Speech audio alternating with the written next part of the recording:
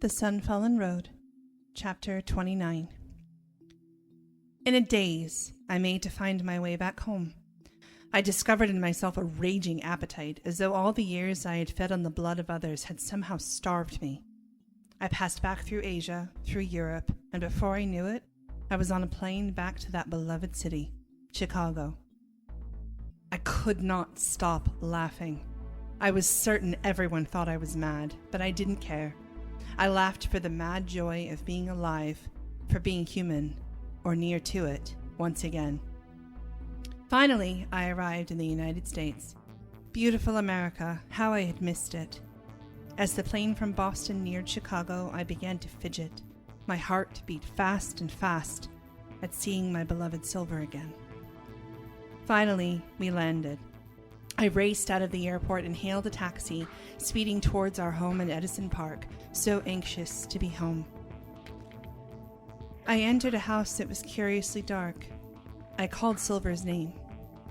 He wasn't here. I cried, and my tears were clear, salty water and not blood. This fact completely escaped me as I wiped the tears from my face and called his name again, to no avail.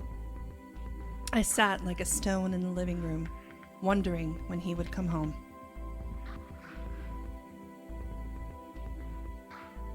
Hours passed. I didn't move until I heard the door open and close, and I turned my head a little towards the sound, still lost in my own misery. He stepped into the living room and gave a start when he saw me. We regarded each other with what I now recognize was disbelief. "Is it really you?" he asked me. I nodded. He rushed towards me then, the tears drenching his face, and I began to cry again. "I was so sure you were never coming back," he cried, hugging me as tight as he could. "Where have you been? Where the hell have you been, Melpomene?" I pulled back to look at him. "How long have I been gone?" 2 years, he replied. I blinked. It wasn't possible. But it was. My passport had just been renewed when I'd left, and I hadn't bothered to check the date at any time when I'd been on my way back. I'd just gone. "You can't be serious." He pulled out his cell phone and showed me the date. He wasn't lying. "Dear God," I said, and I sank weakly back onto the couch. He sat beside me and held me. I clutched him to me. I was afraid it might be a dream. "Tell me everything," he said. So I did. I told him everything I could remember.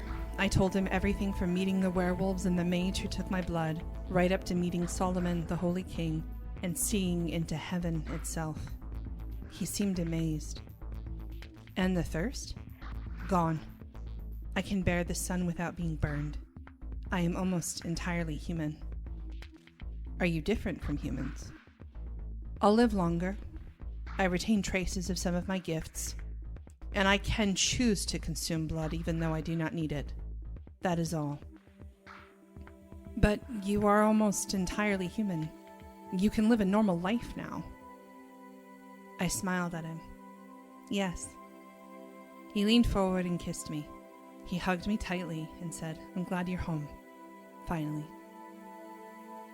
But it wasn't the same after that, we found. It wasn't all that simple as me returning home and being a part of his life again. He had grown apart from me in my absence, and the distance between us hurt me as it never could have before, because I felt as a human would feel. For a time, neither of us noticed. We did everything together as humans would do. He took a year off from teaching, and we spent all the time as was possible together, doing simple things as well as indulging in luxurious ones. Picnics in the park on spring afternoons that year, swimming under a morning sun on the coast of California, watching sunrises after long nights of making love. Sunrises I could not get enough of. I had scarcely watched them even when I had still been mortal. Now, awaking in time to see the wash of dawn light cast over everything was an obsession. I was obsessed with the sun, I collected paintings, posters, ink prints, photographs of the sunrise and the sunset from all over the world and hung them in the machine room. I surrounded myself with light. That winter, I bought a spectrum lamp so I could have the illusion of sun even in the darkest of days. I was at peace. And yet, I was troubled. The way Silver looked at me now was as you might look at someone you knew was mad. He loved me, it was true, but he held himself from me, and gradually I began to notice. One night in the machine room, I asked him what worried him. He looked at me as though he'd never seen me before, and he slowly replied, "You're different." "How?" "The things you've seen have changed you." He shook his head. "I almost don't know how to talk to you anymore." "What do you mean?" I pleaded, moving closer to him and placing my hands on his face. "I love you. How can you not know me?" "What you saw changed you," he said again. "For all I know, you've seen God, and God changes people in ways that can't be explained or described." "But you heard God too," I said. "Your life changed because of it. We met because of it. How are we so different?" I stared at him. I hadn't thought I was so different, but after all I realized that I was. The things I had seen were impossible, impossibly perfect, and yet by the same logic, impossibly horrifying. I had seen visions no mortal being could imagine, and perhaps that no one besides Eri or Abel could now understand. I was not the same. "Should I go, then?"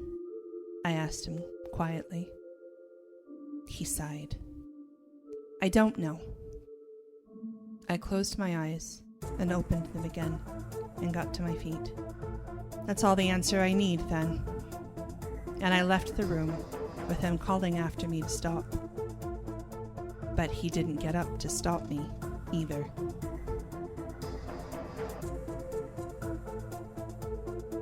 A half hour later, he entered our bedroom. I was busy packing. "Melpomene." I only half turned. "What is it?" "This isn't what I wanted." I whirled on him. "I did this for you. I did this because you didn't know how to handle being so different from me. When I left to look for Etienne Gebert, I left for you. For you!" I was practically screaming. I had never been this hysterical, even when I was still human, before I had become a vampire. "And now that I've come back, after all I've been through, you don't want me as I am, and you couldn't take me as I was. How could you?" He just looked at me, and his face was sorrowful. He came towards me with his hands stretching towards me, and I flinched back. He stopped. "How could you say I don't want you?" he asked me. "It isn't that at all." "Then what is it?" He looked at me again. "Maybe it's that I don't know how to keep you." I stared at him. He didn't mean that he didn't know how to make me love him. I had always loved him. He meant that he didn't know how to deal with what I was now, even less than he had when I was still a vampire. "Then you should let me go," I said quietly, and I turned back to my bag. I felt his hands on my arms, and then he wrapped his arms around me. I closed my eyes, feeling his lean frame press against mine, and I realized then just how distant he had been from me. This was the closest I'd felt to him since I came back. "Don't," he said, and in that one word I heard everything. I turned in his arms and I looked up at him. His eyes were watery with unshed tears. His face was taut. "Do you love me?" I asked him. "I love you more than anything." "Then help me to help you. Help me to be a part of your life again." When I left Etienne Gebert, the only thing I could think of was you and how I longed for you. I can't do this without you. He leaned his forehead against mine. "I know."